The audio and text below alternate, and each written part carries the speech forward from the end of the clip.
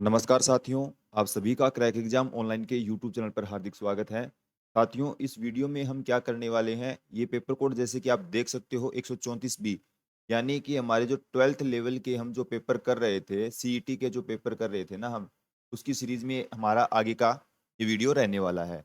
134 B हल करेंगे। इसके अंदर जितने भी क्वेश्चन हमारे राजस्थान हिस्ट्री से संबंधित रहे हैं, उनका डिस्कशन हम करने वाले हैं, चाहे वो कल्चर से संबंधित हो, ज्योग्राफी से संबंधित हो, उन सभी क्वेश्चंस को हम यहाँ पर करेंगे साथियों।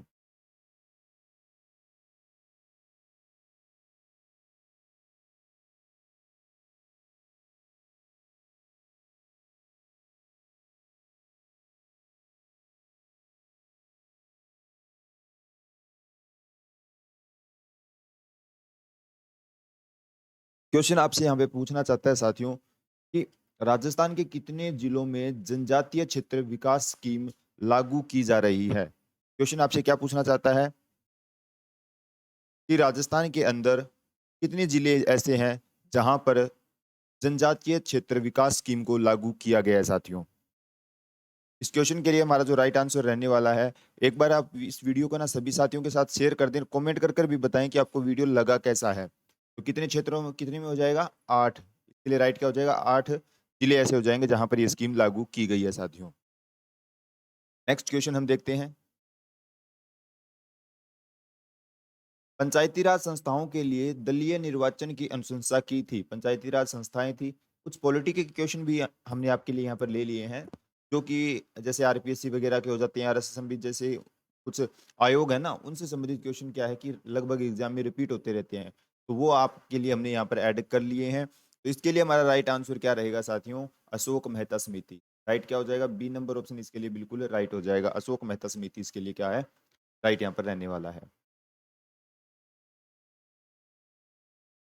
प्रसिद्ध चित्रकार साहिबदीन चित्रकला की किस शैली से संबंधित है। ये वाला क्वेश्चन वैसे भी हमारा पहले भी आ चुका है, बहुत बार आ चुका है। मैंने इसके रिगार्डिंग आपको ना बहुत सी बातें बताई थी और बार बार ये बात बोली थी कि ये क्वेश्चन इंपॉर्टेंट है, इंपॉर्टेंट है, बहुत ज्यादा इंपॉर्टेंट क्वेश्चन है।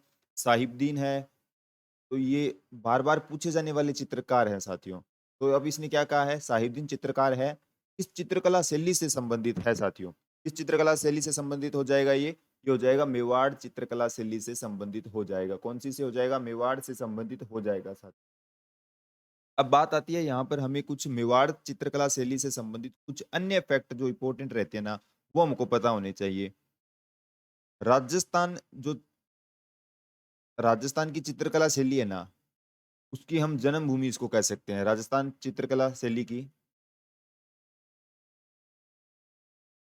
को जन्मभूमि कहा जा सकता है। तो और आपसे किस प्रकार का क्वेश्चन वो पूछ सकता है, वो आपसे पूछेगा कि मेवाड़ चित्रकला के कुछ प्राचीन चित्र कौन कौन से हैं। प्राचीन आपसे चित्र पूछ सकता है। यहाँ पर आपसे वो क्या कर सकता है, प्राचीन चित्र पूछ सकता है। प्राचीन चित्र में एक तो आपको तेज सिंह के समय का ध्यान रखना है। तेज सिंह राजा थे, उनके समय में एक चित्रकार कौन सा चित्र ध्यान रखना है, श्रावक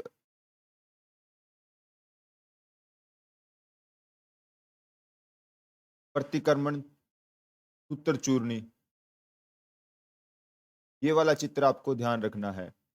तेज सिंह के समय का है श्रावक प्रतिक्रमण सूत्र चूर्णी, और साथियों कब का है, तो 1260 ईस्वी का है। ये वाला आप ध्यान रखोगे। इसके अलावा क्या ध्यान रखोगे, एक और ध्यान रख लेना आपको कि 1423 ईस्वी के अंदर कौन होता है, मोक्कल होता है ना। तो मोक्कल के समय का है साथियों सुपरसवनाथ। सुपार्श्वनाथ जो मंदिर का निर्माण करवाते हैं ना, उनका चित्र यहाँ पर हो जाएगा। और एक इसमें आपको ध्यान आना चाहिए, चावंड नाथ द्वारा, चावंड हो गया, नाथ द्वारा हो गया, और देवगढ़ इसी के अंदर आते हैं। किसके अंदर, मेवाड़ चित्रकला शैली के अंदर। चावंड है, नाथ द्वारा, देवगढ़ इसी के अंदर आते हैं। कुछ इससे संबंधित इंपॉर्टेंट फैक्ट थे जो कि एग्जाम में पूछे जाते हैं, वो मैंने आपको यहाँ पर बता दिए हैं साथियों।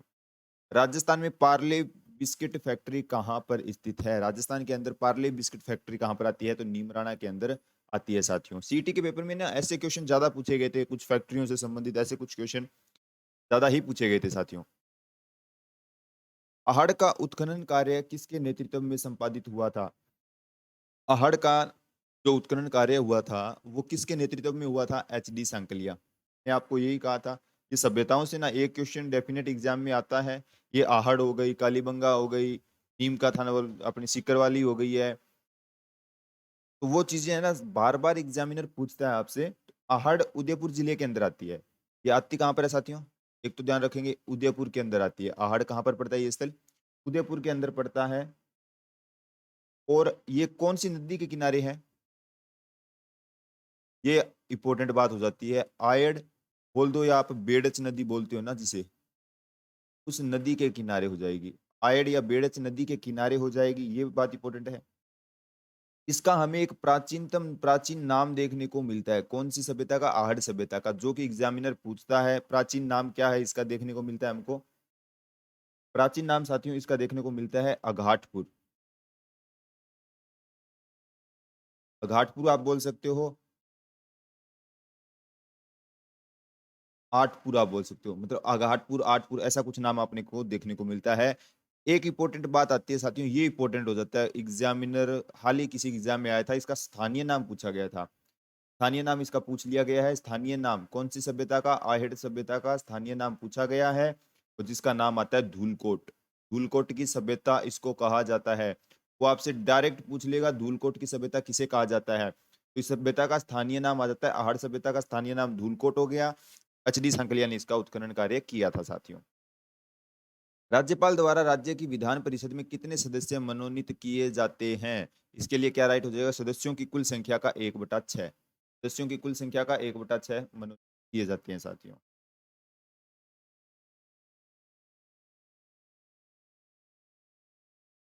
राजस्थान के प्रथम लोकायुक्त कौन थे? लोकायुक्त, प्रथम लोकायुक्त पूछ रहा है। ये वाले क्वेश्चन है ना साथियों, एग्जामिनर बार बार यहाँ से पूछ लेता है। आईडी दुआ। आईडी दुआ राजस्थान के प्रथम लोकायुक्त थे साथियों। कौन थे? प्रथम लोकायुक्त आईडी दुआ थे। ग्राम सभा की एक वर्ष में कितनी न्यूनतम, न्यूनतम की बात की है इसने, न्यूनतम बैठकें कितनी होनी अनिवार्य होती है, तो इसके लिए राइट रहेगा 2। ग्राम सभा की जो है ना साथियों, न्यूनतम 2 बैठक जो है एक वर्ष के अंदर होनी अनिवार्य होती है। नेक्स्ट है, निम्न में से कौन सा कारक राजस्थान की जलवायु को निर्धारित करने के लिए उत्तरदायी नहीं है? जो हमने पहले मतलब इससे पहले वाला पेपर हल किया था सीईटी का 134 ए, उसमें भी कुछ इस प्रकार का क्वेश्चन उसने पूछ रखा था। उसमें भी उसने ऐसा क्वेश्चन पूछ रखा था। तापमान, समुद्र से दूरी, प्रचलित पवने, ये सभी चीजें जो रहती हैं, इनमें से कौन सा ऐसा कथन है जो हमारे वर्षा का समान वितरण? आप सभी को यहाँ पर पता होगा कि राजस्थान में तापमान से हमारी जलवायु प्रभावित हो रही है, समुद्र से दूरी है, राजस्थान में प्रचलित कुछ पवनें चलती हैं, उनसे भी प्रभावित हो जाती है।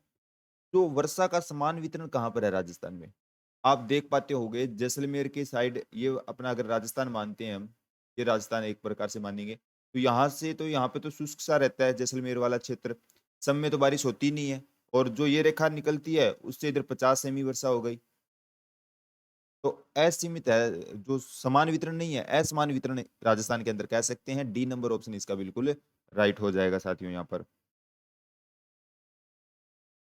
नेक्स्ट क्वेश्चन है साथियों, राजस्थान शुभ शक्ति योजना का लाभान्वित समूह कौन सा है? राजस्थानी शुभ शक्ति योजना का, योजना का नाम क्या है? शुभ शक्ति योजना। लाभान्वित समूह का नाम पूछा है, तो क्या राइट हो जाएगा? श्रमिक परिवार की लड़कियां हो या महिलाएं हो, उनको ये बेनिफिट मिलने वाला है। डी नंबर ऑप्शन बिल्कुल राइट रहेगा।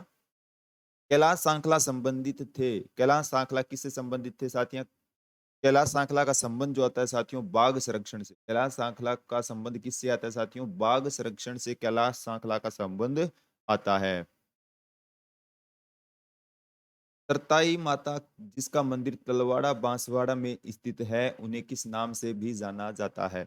आप सभी को ना तलवाड़ा बांसवाड़ा के अंदर तरताई माता है जिसका मंदिर है वहां पर, तो उन्हें किस और नाम से जाना जाता है? तो आप सभी को यहाँ पर पता होगा, त्रिपुरा सुंदरी के नाम से उनको जाना जाता है। डी नंबर ऑप्शन बिल्कुल राइट हो जाएगा साथियों, त्रिपुरा सुंदरी के नाम से जाना जाता है। अब आपको है ना एक नाम और ध्यान आ रहा होगा, तलवाड़ा झील। वो भी मैंने ना आपको एक शॉर्ट वीडियो में करवा रखा है, फिर भी मैं आपको यहाँ पर एक बार फिर बता देता हूँ। तलवाड़ा झील आती है, जो कि साथियों हनुमानगढ़ के अंदर है।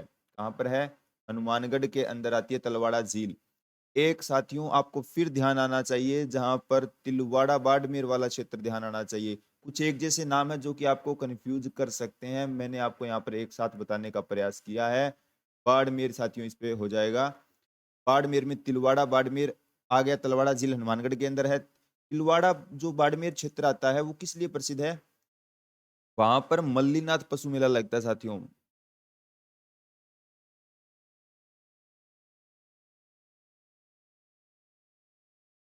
तो मल्लीनाथ पशु मेला तिलवाड़ा बाड़मेर के अंदर लगता है, ये वाला पॉइंट आपको ध्यान रखना है। इधर मैंने बता दिया तलवाड़ा बांसवाड़ा के अंदर आता है, तरताई माता का मंदिर है, उनको त्रिपुरा सुंदरी के नाम से भी जाना जाता है। कुछ फैक्ट जो इंपॉर्टेंट थे वो मैंने आपको यहाँ पर बताने का प्रयास किया है।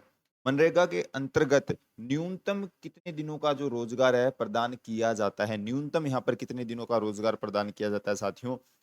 अब जिस समय ये एग्जाम हुआ था, जिस समय ये हमारा एग्जाम हुआ था राजस्थान के जैसे सीईटी का एग्जाम हुआ था, उस समय तक साथियों जो मनरेगा के अंदर न्यूनतम रोजगार की बात थी वो 100 डेज की थी।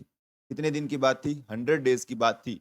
लेकिन अब आपको क्या ध्यान रखना है, वो उस समय की बात है, इसमें वर्तमान में चेंजेस हो चुके हैं। वर्तमान में चेंजेस हो चुके हैं, वो आपको चेंजेस ध्यान रखना है। क्या चेंजेस हो चुका है? वर्तमान में 125 डेज, वर्तमान में 125 दिन हो चुके हैं, 25 दिन और एक्स्ट्रा कर दिए गए हैं, वो आपको जरूर ध्यान रखना है। बजट के बाद इसमें चेंजेस हो चुके हैं, बजट के बाद इसमें चेंजेस हो चुके हैं, ये वाला फैक्ट आपको ध्यान रखना है साथियों। ये नहीं है कि आप यही मान के चलो कि पहले 100 थे तभी 100 है, नहीं। पहले उस समय एग्जाम हुआ उस समय 100 थे, लेकिन अब 125 हो चुके हैं, 125 हो चुके हैं साथियों। ध्यान रखना है, वर्तमान में है ये, वर्तमान के सापेक्ष भी चीजें देखते हुए चलना है। हो सकता है एग्जामिनर फिर से क्वेश्चन पूछे तो फिर हम कंफ्यूज होंगे कि 100 पहले था, तो ये चीजें मानते हुए हमको साथ के साथ देखते हुए चलना है। निम्नलिखित में से कौन सा एक युगम जो है यहाँ पर गलत सुमेलित किया गया है? गलत सुमेलित है। रैन दरियाव जी, ये बिल्कुल ठीक है। रैन दरियाव जी संप्रदाय और उनकी पीठ की मतलब जो संस्थापक है ना उनकी बात की जा रही है। रैन दरियाव जी हो गया, शाहपुरा रामचरण जी हो गई, खेड़ापा रामदास जी हो गए। खेड़ापा में कौन हो गए? रामदास जी हो गए। यानी जो गलत सुमेलित है वो डी नंबर ऑप्शन यहाँ पर बिल्कुल राइट हो जाएगा साथियों। रैन दरियाव जी हो गया, शाहपुरा रामचरण जी, खेड़ापा रामदास जी, सिंहथल हरिवंश जी। तो यहाँ पर हरिवंश जी नहीं होगा साथियों, तो क्या होगा? इसकी जगह आपको ध्यान रखना है सिंहथल जो शाखा थी उसके हरिराम दास जी, हरिराम, ये आपको ध्यान रखना है साथियों। हरिराम दास जी सिंहथल शाखा के संस्थापक हो जाएंगे। और इनकी एक पुस्तक है, पुस्तक, इनकी पुस्तक का नाम क्या है साथियों? हरिराम दास जी की निशानी नाम से इनकी पुस्तक है। और ये जो निशानी नाम की पुस्तक है ना वो आपकी योग पर आधारित है। हरिराम दास जी पुस्तक उनकी निशानी है, योग पर आधारित है, सिंहस्थल शाखा के संस्थापक हो जाएंगे। नेक्स्ट पे हम चलते हैं साथियों। अमर काव्य वंशावली के लेखक यहाँ पर कौन है? अमर काव्य वंशावली के लेखक आपसे पूछना चाहता है रणछोड़ भट्ट। रणछोड़ भट्ट जो हो जाएंगे ना साथियों, अमर काव्य वंशावली के, अमर काव्य वंशावली के क्या है? लेखक हो जाएंगे।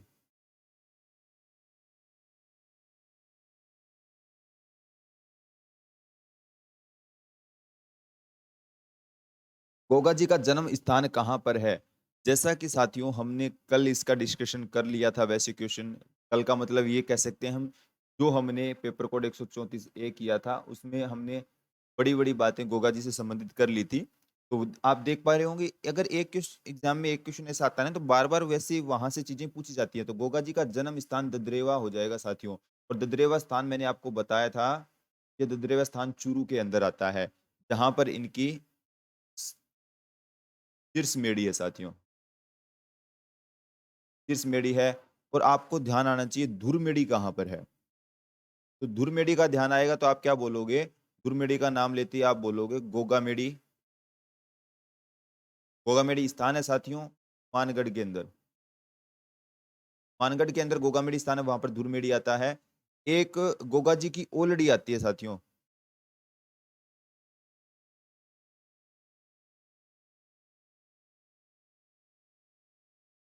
गोगा जी की ओलड़ी आती है जो कि सांचौर के अंदर है।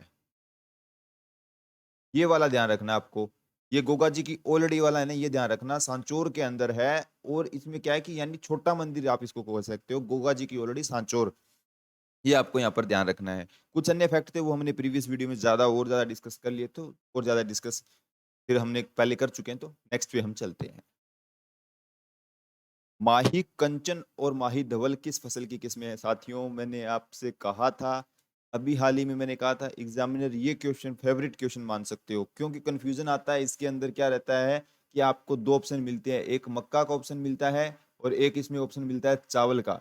ये दो ऑप्शन आते हैं, इन दोनों की किस्में एक जैसी देखने को मिलती है, लेकिन यहाँ पर चावल का ऑप्शन ही नहीं है, तो हम डायरेक्ट इसका ऑप्शन कर सकते हैं। माही कंचन और माही धवल किसकी हो जाएगी? मक्का की इसमें हो जाएगी साथियों। लेकिन फिर भी मैं आपको ये कहना चाहूंगा, चावल की किस्म जो है वो भी बार बार पूछी जाती है, तो आप इसको किस प्रकार याद करोगे? मैंने कहा था कि चावल से सुगंध आती है, सुगंध आती है, तो माही सुगंधा आप ध्यान रखो।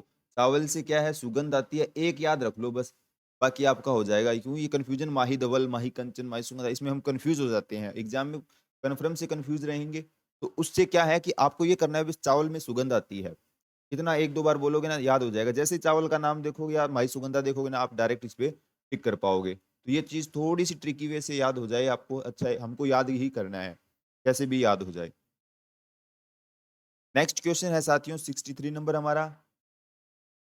मेवाड़ प्रजामंडल की स्थापना किसकी अध्यक्षता में 1938 के अंदर हुई है? अब आपसे क्या है, एग्जामिनर क्या पूछता है, या तो वो आपसे ऐसा पूछता है कि मेवाड़ प्रजामंडल की स्थापना कब हुई, जो किसने दे दी है 1938 में।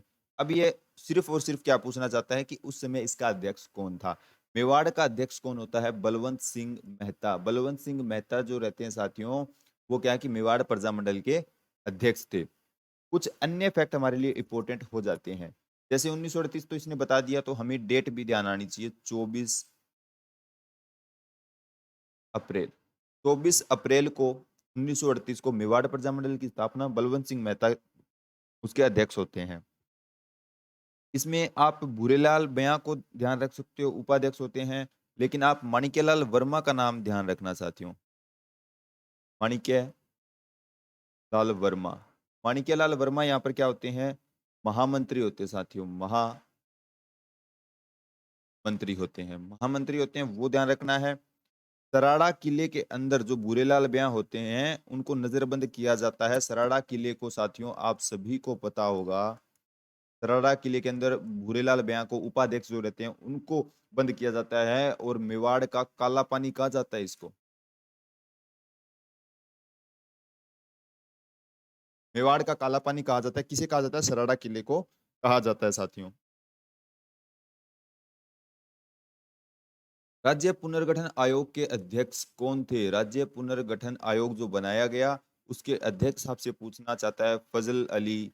इसको फजल अली आयोग भी कह देते हैं साथियों, फजल अली आयोग, राज्य पुनर्गठन आयोग, इसके अध्यक्ष कौन थे? तो फजल अली थे। नेक्स्ट पे हम चलते हैं।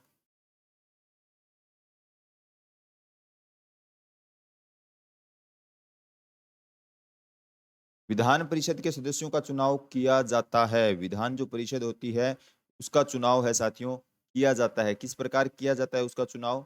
तो उसका चुनाव अप्रत्यक्ष रूप से और नामांकन से किया जाता है। 2 व 3 आपका बिल्कुल राइट रहेगा, 2 व 3, यानी सी नंबर ऑप्शन यहाँ पर राइट हो जाएगा।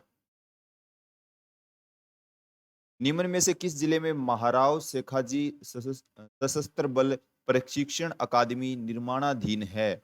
आपसे बहुत अच्छा क्वेश्चन पूछा गया है। निम्न में से कौन से महाराव शेखाजी सशस्त्र बल प्रशिक्षण अकादमी खोली जा रही है, निर्माणाधीन कहाँ पर है वो आपकी सीकर में आ जाएगा।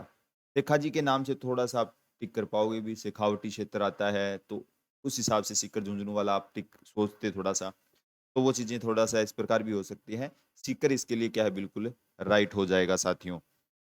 आज के लिए हम इसको इतना ही करते हैं, बाकी जो हमारा पेपर ये बचता है, जो भी क्वेश्चन 30+ क्वेश्चन और इसमें सेंस रह जाते हैं, जिनको हम नेक्स्ट वीडियो में डिस्कस करेंगे। आज के लिए इतना ही साथियों। आपको वीडियो कैसा लगा एक बार कमेंट कर कर जरूर बताएं साथियों।